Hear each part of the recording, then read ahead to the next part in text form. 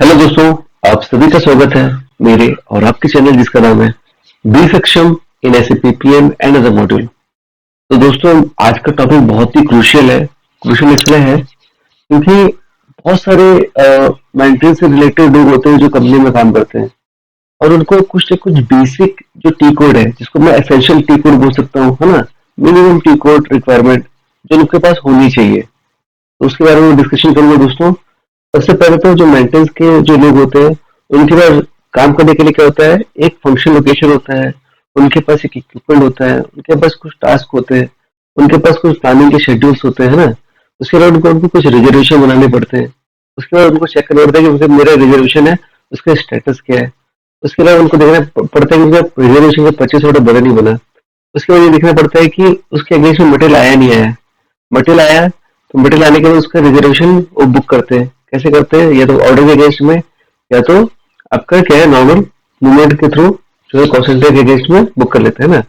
उसके बाद एक कंजम्पशन पैटर्न निकालते हैं। कभी कभी क्या होता है, नोटिफिकेशन कंफर्मेशन भी लेते हैं, ठीक है ना। तो देखो, ये सब चीज मैंने क्या किया है, प्लान से रिलेटेड चीजें। अब मैं उसको बताता हूँ कैसे। पहले तो बोला कि वो जो व्यक्ति जो काम कर रहे हैं, जो प्लान के अंदर काम कर रहा है, उसको उसका फंक्शन लोकेशन पता होना चाहिए। तो सिंपल सी बात है दोस्तों, आपको ऐसा फील तो आपके ऐसे फील्म दिखता ही दिखता है, ठीक है ना। बट आपको क्या है, अब यहाँ बहुत सी चीजें आती है, बट मैं आपको बताता हूँ, उसमें से छाट के बताऊँ कि आपको कौन कौन सी चीजें आपको, आप डायरी में नोट कर लो कि आपको ये टी कोड चाहिए चाहिए कि नहीं है। तो आप अपने एसएपी एडमिन से या अपने एचओडी से, या एचओडी अगर आप हैं तो अपने सुपीरियर बॉस से बात करके बोलिए कि मुझे ये टी कोड चाहिए, होगा क्या बोलते हैं, आपको जो पकड़ होने के लिए आपके ऑर्गेनाइजेशन में, ठीक है ना। सबसे पहले तो दोस्तों, आपको जो ये लॉजिस्टिक पार्ट है ना, ये लॉजिस्टिक में ये प्लान मेंटेनेंस, ये देख रहे हो ना, यही आपका मेन पार्ट है। ये आपको चाहिए चाहिए, ये तो पहला एसेंशियल पार्ट में ये आ ही जाता है कि कोई भी मेंटेनेंस प्रोफेशनल है आपके कंपनी में, आपके मिनिमम जो एसेंशियल जो टी कोड है वो आपकी रिक्वायरमेंट ये रहेगी, ठीक है। अब जाता हूँ मैं प्लान मेंटेनेंस मेंटेन करता हूँ। तो देखो दोस्तों, इसमें मैनेजमेंट टेक्निकल ऑब्जेक्ट में आपको जो टी कोड चाहिए, जो बहुत इंपॉर्टेंट है, वो फंक्शनल लोकेशन से रिलेटेड है। आपको चाहिए IL03। IL03 टी कोड चाहिए चाहिए, ठीक है ना। आप ये लिख सकते हो, ये टी कोड आपके लिए बहुत इंपॉर्टेंट है। उसके बाद में लिस्ट एडिटिंग है। आपको इसमें से कुछ किसी की रिक्वायरमेंट नहीं है, छोड़ दीजिए, ठीक है। उसके बाद में लेबर की जरूरत नहीं है। उसके बाद में आपका रेफरेंस लोकेशन की जरूरत नहीं है। लिस्ट एडिटिंग में जाते हैं, लिस्ट एडिटिंग में भी कुछ चाहिए नहीं, ठीक है ना। अ, बाद में IA02 ये आपको चाहिए, ठीक है ना। ये की कोड आपके लिए इंपॉर्टेंट है, IH02, ठीक है। तब फिर नीचे चलते हैं दोस्तों, यहाँ जाएंगे ऑब्जेक्ट लिंक में। इसमें से कोई भी टी कोड आपके लिए इतना इंपॉर्टेंट नहीं है काम के लिए, ठीक है ना, ना ही ये। के बाद में आपका मेजरमेंट है। अब देखो, ये इंपॉर्टेंट है कि अगर आप प्लान में काम करें तो आपको मेजरेबल वैल्यूज होती है, तो ये तीनों आपको चाहिए। IK11, IK12, IK13, इससे रिलेटेड मैंने वीडियो बनाया कि क्या होता है, बट आपको बता दे रहा हूँ, ये आपके लिए एसेंशियल टी कोड्स की लिस्ट में है। उसके बाद है IK21, ये इतने रिक्वायरमेंट नहीं है। लीनियर में चलते हैं, नेटवर्क ये इतने इंपॉर्टेंट नहीं है। इक्विपमेंट में चलते हैं। इक्विपमेंट में दोस्तों, आप एज अ एंड जो है मेंटेनेंस प्रोफेशनल हो, तो आपको कुछ क्रिएट करने की जरूरत नहीं है। मैं आपको बता, आपके लिए इंपॉर्टेंट क्या है। आपके लिए इंपॉर्टेंट है IE03, ठीक है। ये इक्विपमेंट डिस्प्ले करने के लिए, इक्विपमेंट में डिस्प्ले करने के लिए ये टी कोड, ठीक है। ये आपने लिख लो कि आपके एसेंशियल टी कोड्स है। बाद में लिस्ट एडिटिंग जाते हैं, उसमें क्या है, आपको जाना है IH08, जो मेरा स्पेसिफिकली आपको बता रहा हूँ। IH08 आपके लिए बहुत इंपॉर्टेंट है। उसमें क्या है, पूरी लिस्ट निकल जाती है फंक्शनल लोकेशन के अगेंस्ट में। तो IH08, ठीक है। IH08 को आपने लिख लिया। अब इसके बाद ये इंपॉर्टेंट नहीं, IH03 स्ट्रक्चर डिस्प्ले, IH01। देखो मैं क्या बोल रहा हूँ, आप ये चीज ले लो, IH01, IH02, IH03 से पहले भी दिखाया था ना यहाँ पर। देखो यहाँ पर आपने देखा था IH01 करके।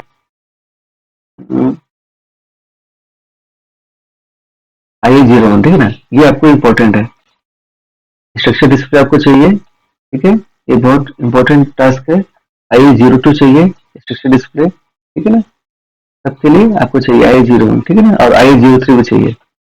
अब आ जाते हैं नीचे।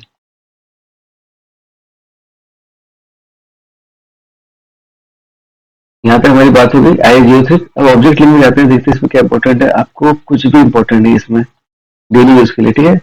मेजरमेंट डॉक्यूमेंट में जाना है। आई के 11 आई के 12 ऑलरेडी है तो डबल नहीं करेंगे, वो आपने ऑलरेडी लिस्ट में लिख लिया कि इम्पोर्टेंट है, ये इम्पोर्टेंट नहीं है, ये छोड़ दीजिए। इंस्टॉल बेस आपके लिए कुछ भी इम्पोर्टेंट नहीं है, ठीक है ना। कॉन्फ़िगरेशन भी आपके लिए इम्पोर्टेंट नहीं है as a professional guide. Serial number नहीं इम्पोर्टेंट है, वो जब क्रिएट करेंगे तो आपको इम्पोर्टेंट होगा, ठीक है ना। और मटेरियल के लिए है आपका, लिस्ट एडिटिंग में जाता हूँ, कुछ इम्पोर्टेंट नहीं है, बिल ऑफ मटेरियल है और आपके लिए इतना इम्पोर्टेंट नहीं है। अगर एसेंशियल टिकट बोलो जो चाहिए। एनवायरनमेंट में आपको जो लिखा है इसमें आपको कुछ नहीं चाहिए। बाद में मेंटेनेंस प्रोसेसिंग में जाते हैं, मेंटेनेंस प्रोसेसिंग में नोटिफिकेशन, ठीक है ना, ये आपको सब चाहिए भाई साहब। IW21 भी चाहिए, IW22 भी चाहिए, IW23 भी चाहिए, ठीक है ना। तो ये आपके एसेंशियल टी कोड की लिस्ट में रहनी चाहिए, ठीक है। उसके बाद में जाएंगे लिस्ट एडिटिंग में, तो यस मार्च डिस्प्ले करने के लिए आपको चाहिए IW20 भी चाहिए, IW29 भी चाहिए, IW30 भी चाहिए। तो ये आपकी क्या है, एसेंशियल लिस्ट में आती है, टी कोड की लिस्ट में ये आपको चाहिए, ठीक है। तो नेक्स्ट जाते हैं, लिस्ट ऑफ टास्क इतना इंपॉर्टेंट नहीं है, लिस्ट ऑफ आइटम इतना इंपॉर्टेंट नहीं है, लिस्ट ऑफ एक्टिविटीज ओके नहीं चाहिए मुझे। ऑर्डर में जाते हैं, ठीक है। ऑर्डर में डेफिनेटली दोस्तों ये इंपॉर्टेंट नहीं है, आपको ऑर्डर क्रिएट करना चाहिए IW31, IW32 इंपॉर्टेंट है, ठीक है, और आपको IW33 इंपॉर्टेंट है, ये चाहिए दोस्तों आपको, ठीक है। ये आपका एसेंशियल जो टिकट की लिस्ट में प्रायोरिटी होनी चाहिए। ऑर्डर लिस्ट में जाता हो तो नोटिफिकेशन के लिए, सॉरी ऑर्डर के लिए IW38 भी चाहिए, IW39 भी चाहिए, ठीक है। 40 is not that much requirement, छोड़ दो उसको। ऑपरेशन लिस्ट है, छोड़ दो उसको। ऑर्डर एंड ऑपरेशन लिस्ट उसी में आ जाता है, ये बस उसका एक्सपांशन वर्जन है, ठीक है ना। ये कुछ इंपॉर्टेंट नहीं, बजट वजट भी है, बस मैं बता रहा हूँ आपको। कैपेसिटी रिक्वायरमेंट भी आपको इतना इंपॉर्टेंट नहीं, कंप्लीशन ही है तो IW41 या कुछ इंपॉर्टेंट IW42, ठीक है ना। ठीक है, आपका कंफर्मेशन है तो ये आपके लिए इंपॉर्टेंट टी कोड्स है, एसेंशियल कोड्स है, ठीक है, ये आपको रखने हैं। उसके बाद डिस्प्ले आ गया, पोस्टपोनिंग आ गया, पुट्स मूवमेंट आ गया, ठीक है ना। तो आपका ये सब इंपॉर्टेंट नहीं है इतना, आपको जाना है नेक्स्ट में ML81। बिल्कुल प्रोफेशनल गाई हो, आपको काम करोगे तो सर्विस बुक की एंट्री शीट बनानी होगी, तो आपको ये इंपॉर्टेंट टी कोड है, ये भी लिख लो। जहां जहां मैं रेड मार्क कर रहा हूँ वो आपके एसेंशियल टी कोड्स की लिस्ट में है, ठीक है ना। ये ऑलरेडी आपने लिख दिया तो बार बार उसको दिए जाएंगे। कंप्लीशन देख लेते, completion, history, environment, maintenance builder, log book, ठीक है। ये इतने इंपॉर्टेंट नहीं है, बट मैं आपको एक्सपांड करके दिखा रहा हूँ कि मैं भी कुछ देख लेता हूँ कुछ है क्या, ठीक है ना। प्रिवेंटिव मेंटेनेंस, ठीक है ना। अब प्रिवेंटिव मेंटेनेंस में आपके कुछ टी कोड्स हैं जो आपके एसेंशियल रहेंगे, मैं आपको बता देता हूँ कौन सा मेंटेनेंस प्लान में। आपका IP03 ये आपका एसेंशियल टी कोड है, मतलब कोई भी आएगा तो आप देखिए, आप देख सकते हो कि इसके अंदर क्या क्या एक्टिविटी लिखी हुई है, ये आप चेक कर सकते हो, ठीक है। तो ये IP03 आपके लिए मेंटेनेंस टास्क है। उसके बाद में आपका IP16 as a maintenance professional, ठीक है ना, मैं आपको बता रहा हूँ IP16 आपके लिए एसेंशियल टी कोड की लिस्ट में आएगा। उसके बाद में मेंटेनेंस आइटम, ये कॉस्ट सेंटर इस समय शेड्यूलिंग में भी आपको कुछ इंपॉर्टेंट नहीं है, शेड्यूल भी आपको इंपॉर्टेंट नहीं। मेंटेनेंस स्ट्रेटेजी आपका जो है IP12 वो आपके लिए एसेंशियल टी कोड की लिस्ट में, आप डिस्प्ले देख सकते हो, है ना। आपके लिए चाहिए कि दूसरा बना रहा है आप तो देखो, कम से कम चेक करो, ठीक है। पैकेज सेट इंपॉर्टेंट नहीं है। वर्क शेड्यूलिंग टास्क लिस्ट आपका है, हायरार्की टास्क लिस्ट है, ये छोड़ दो। फंक्शन लोकेशन है, उसमें IA13 आपके लिए इंपॉर्टेंट है। IA13 आपके लिए आपका एसेंशियल टी कोड की लिस्ट में आना चाहिए। के बाद इक्विपमेंट में है, उसमें है IE03। देखो प्रोफेशनल का आपको चेक करना आना चाहिए, बनाने के लिए जरूरत नहीं है, एक कंसल्टेंट बैठा होगा, बट आपको देखना आना चाहिए कि वो सही कर रहा नहीं कर रहा बोल के, ठीक है। बाद में आपका है जनरल मैनेजर टास्क लिस्ट में IE07, ये आपके लिए बहुत इंपॉर्टेंट। यहाँ जहाँ मैं रेड करके टिक कर रहा हूँ दोस्तों, वो आप डायरी में, पेन में, नोटबुक में जहाँ लिखना है आप लिखो, ये आपके लिए इंपॉर्टेंट टी कोड की लिस्ट में आती है, ठीक है। तो कॉन्फ़िगरेशन है, छोड़ दो। लिस्ट एडिटिंग है आपका IE09 और IE010, ये आपके लिए एसेंशियल टी कोड की लिस्ट में, ये आप लिख लो, ठीक है। उसके बाद आता है एक्स्ट्रास, छोड़ दो। बाद में एवेल्यूशन छोड़ दो, ठीक है। एनवायरमेंट छोड़ दो। अब आगे जाते हैं इंफॉर्मेशन सिस्टम, इतना इंपॉर्टेंट नहीं है। ठीक है, यहाँ पे आगे इंफॉर्मेशन सिस्टम तक आ गए। उसके फ्लेक्सिबल एनालिसिस प्लानिंग, ये सब इतने इंपॉर्टेंट आपको नहीं है। ठीक है, आपका कस्टमर सर्विस है, क्वालिटी मैनेजमेंट है, क्वालिटी कंट्रोल है, प्रोजेक्ट सिस्टम है, ये सब आपके इतना इंपॉर्टेंट नहीं है दोस्तों। ठीक है, ये हो गया एसएपी का जो है प्लान मेंटेनेंस है, जो आपके लिए डिफाइंड है। बट अभी भी इसमें कुछ चीजें हैं जो आपको एक्स्ट्रा आपको पता होनी चाहिए, वो भी आपको बता देता हूँ दोस्तों।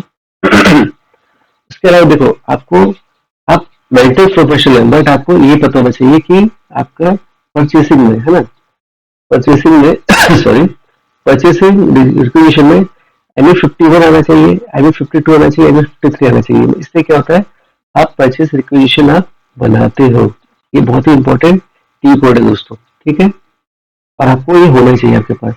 उसके परचेस ऑर्डर बनाते नहीं हो, बट आपको देखने का अधिकार तो है, तो आप ME23 आपके पास होना चाहिए। ठीक है, उसके अलावा आप जाओगे तो रिलीज है, नहीं आपको नहीं करनी जरूरत है। लिस्ट डिस्प्ले, देखो आपको लिस्ट डिस्प्ले में आपको ME12 आपके पास होना चाहिए, और ME12 ये दोनों होना चाहिए आपकी इनिशियल टी कोड की लिस्ट में। इससे आप क्या है, आप परचेस ऑर्डर के नंबर के थ्रू भी आप लिस्ट चेक कर सकते हो, और वेंडर जो है उसके स्पेसिफिक नाम पता है तो उसके थ्रू भी आप चेक कर सकते हो। ठीक है, ये आपको बता दिया मैंने। अब है रिपोर्टिंग, छोड़ दो, कोई दिक्कत नहीं है। अब है रिलीज है, लिस्ट डिस्प्ले, फॉलोअप है, और आर एफ की वो छोड़ दो, आपको इतना इम्पोर्टेंट नहीं है। कोटेशन आप तो पीआर बनाते हो तो ऑटोमेटिकली कोटेशन ले लेता है। ठीक है ना, इन्वेंट्री मैनेजमेंट में चलते हैं। इन्वेंट्री मैनेजमेंट में गुड्स मूवमेंट में चलते हैं। उसमें आपके लिए क्या है, आपका यहाँ चलते हैं। यहाँ इतना इम्पोर्टेंट नहीं है, कोई भी टी कोड आपसे रिलेटेड नहीं, एज ए मटेरियल प्रोफेशनल की बात करूँगा ना, मटेरियल डॉक्यूमेंट है।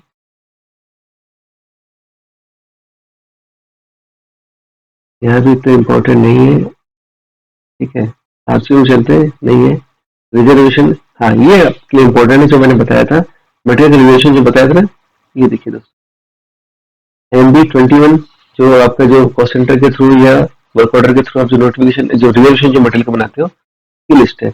MB21 इम्पोर्टेंट है, MB22 इम्पोर्टेंट है, MB23 इम्पोर्टेंट है। ठीक है, अब मैं आपको और दिखा रहा हूँ। पीरियोडिक प्रोसेसिंग में कुछ इम्पोर्टेंट नहीं, एनवायरमेंट छोड़ दो आप, सब छोड़ दो। सब कॉन्ट्रैक्टिंग है, छोड़ दो। एक्साइज ड्यूटी, लॉजिस्टिक, वैल्यूएशन छोड़ दो। मटेरियल फिजिकल इन्वेंट्री देख लो, फिजिकल इन्वेंट्री काउंट, इन्वेंट्री नहीं, कुछ इम्पोर्टेंट नहीं आपका इसमें। इन्वेंट्री काउंट भी नहीं है, डिफरेंस भी नहीं है, ये भी इम्पोर्टेंट नहीं है। ठीक है, आपका MM03, देखो आपका जो मटेरियल जो बनाते हो ना, जो उसको आप चेक कर सकते हो कि इसका क्या है हिस्ट्री बोल के। तो ये MM03 आपके लिए इम्पोर्टेंट, आपका कह सकते हो कि एसेंशियल की कोड आपको एज ए मेंटल प्रोफेशनल आपके पास होना चाहिए। ठीक है, ये छोड़ दो, ये छोड़ दो, ये भी छोड़ दो, ये भी छोड़ दो। Valuation, material requirement, planning, MRP, material forecast छोड़ दो, MRP छोड़ दो। ठीक है ना, सर्विस एंट्री मैंने बता दिया, ML81 आपको इम्पोर्टेंट है, वो तो आपको रहेगा ही। हाँ, सर्विस मास्टर, उसके बाद वो आपका है सेल्स का है, मास्टर डेटा,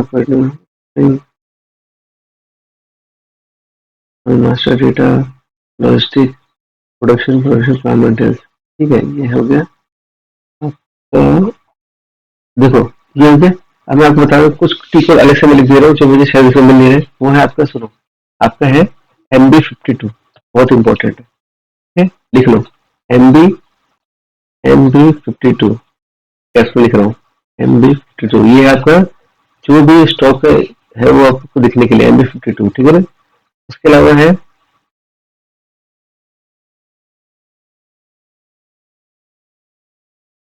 आपका है आपका MB5B। ठीक है ना, ये आपके लिए इंपॉर्टेंट है, आपको स्टॉक चेक करना है, वो आपको दिख देगा। ठीक है ना, तो बताए MB5B हो गया, MB52 हो गया, MB51 नहीं सॉरी, हो गया MB51। ठीक है ना, ये आपके लिए इंपॉर्टेंट है। चल देखते हैं क्या है ये तो मटेरियल का जो है पोस्टिंग वोस्टिंग सब निकालने के लिए। तो क्या है, MB51 है, MB52 है। ठीक है, उसके बाद MB5B। ठीक है ना, इसके अलावा क्या है जो अभी स्टॉक आप चेक कर सकते हो वो है। ठीक है, तो ये सारे टी कोड्स है जो आपको डे टू डे आप ऐसा प्रोफेशनल हो तो आपको ये यूज आना ही आना है, कैसे भी आएगा, ठीक है। तो ये सारे चीजों को आपको दिख रहा है दोस्तों, ठीक है। बाकी जितने भी अदर जो मैं बताऊं, जितने भी अदर जो टी कोड्स है वो आपके लिए जो लिस्ट के मतलब डेली रूटीन की प्रायोरिटी लिस्ट में आपका क्या सेकेंडरी आता है, इसलिए मैंने आपको नहीं बताया, ठीक है ना। तो इम्पोर्टेंट नहीं है। मटेरियल मैनेजमेंट को होता है ना, ये सब डिस्ट्रीब्यूशन में चले गए थे अपन, ठीक है ना। तो आपको ये वाला पार्ट आपको आएगा। तो आपको क्या है, मटेरियल आएगा, सिंपल सी बात है, आप जहाँ काम करो वहाँ का लोकेशन, वहाँ की इक्विपमेंट कैसे दिखना है आपको, उसमें स्पेयर लिस्ट क्या क्या लगती है वो आपको देखना है, वो सिंपल है। आप आई जी में जाओगे आपको दिख जाएगा, ठीक है। उसके अलावा क्या है, आपको MA5 है, एक टी कोड और है दोस्तों, ये लिख लीजिए, MA5 है। इससे क्या होता है, आप रिक्वेजिशन की लिस्ट आपको दिखनी आ जाएगी, ठीक है ना। रिलीज हुआ नहीं हुआ, ठीक है। और जो मैंने मतलब MA51 उससे आप ये देख सकते हो सॉरी, MA50CN, उसमें क्या है, आप कभी भी ये देख सकते हो कि आपका कोई परचेज रिक्वेजिशन है वो रिलीज हुआ नहीं है, सो इसमें दिखा नहीं रहा है, बट मैं बता रहा हूँ यहाँ पर रिलीज का ऑप्शन रहता है 1 2 3 करके, ठीक है ना। तो ये सारी चीजें जो आपको बहुत इंपॉर्टेंट है। तो होप सो मैंने आपको लगभग मेरी तरफ से मैंने 100% आपको बता दिया है कि जो एसेंशियल की कोड जो आपकी डे टू डे लाइफ में as a mental professional use होगा, वो आपको मैंने पूरा आपको गो थ्रू करा दिया है आपका SAP इजी एक्सेस के थ्रू, ताकि आप ये ना बोलो कि टी को कुछ गलत आ रहा है। आपको 1 to 1 आपको जो लिस्ट है वो मैंने आपको दिखाई है और चेक करने का सिस्टम में बताया। तो होप सो आप इसको आप अपने day to day professional life में यूज करोगे एज ए मेंटल प्रोफेशनल। और इसके अलावा मैं बोल रहा हूँ दोस्तों, जिनको ये वीडियो पसंद आ रहा है, कुछ समझ में आ रहा है, अगर उनको बहुत कुछ जानना है SAP से रिलेटेड, तो मैंने ज्वाइन का ऑप्शन चालू किया अपने यूट्यूब में, जिसमें आप कुछ अमाउंट पे करके स्पेशल पर्क्स जो आपको इंडिविजुअली मैं प्रोवाइड कराऊंगा, जो कि मास जो व्यूअर से अलग रहेगा, वो आपको स्पेशली डेडिकेटेड रहेगा, वो जो मैंने क्रिएट किया है। तो आप प्लीज ज्वाइनिंग ऑप्शन में जाके देखो, पर्क्स देखो, समझो और ज्वाइन करो, ठीक है। और प्रोफेशनल लाइफ में ग्रोथ करने के लिए क्या इंपॉर्टेंट दोस्तों, लोगों से हटके सोचना, काम करना। तो ये जो चैनल है वो वही आपको प्रोवाइड कराएगा। मैं कहता हूँ लाइक करो, शेयर करो, सब्सक्राइब करो, और जैसा मैं एट द एंड कहता हूँ, B Saksham in SAP PM and other module. Thank you.